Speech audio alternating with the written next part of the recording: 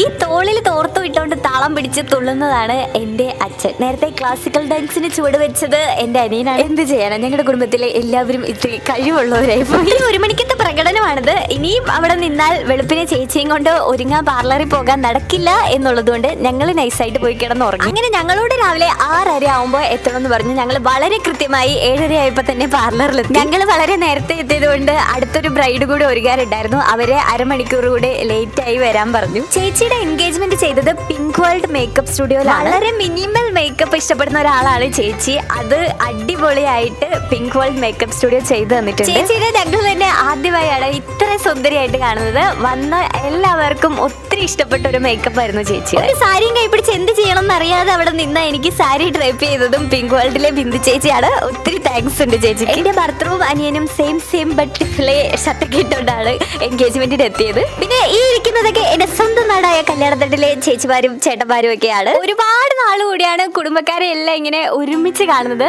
ഇതൊന്നും ആയിട്ടില്ല. ഇനി അടുത്ത ബാക്കിയുള്ളവരെല്ലാം കല്യാണത്തിന് വരാനായിട്ടിരിക്കുവാണ്. ശരിക്കും പറഞ്ഞാല് ഫുൾ വീഡിയോ ഒന്നും എടുക്കാൻ പറ്റിയില്ല. ഞാനും ചേച്ചിയുടെ പുറകെ ഓരോ തിരക്കായത് കാരണം അവിടെ ഇവിടെയൊക്കെയാണ് വീഡിയോ കിട്ടിയത്. ഇതാണ് ഞങ്ങളുടെ അളിയൻ സരുൺ ചേട്ടൻ. വെൽക്കം ടു അവർ ഫാമിലി അളിയ.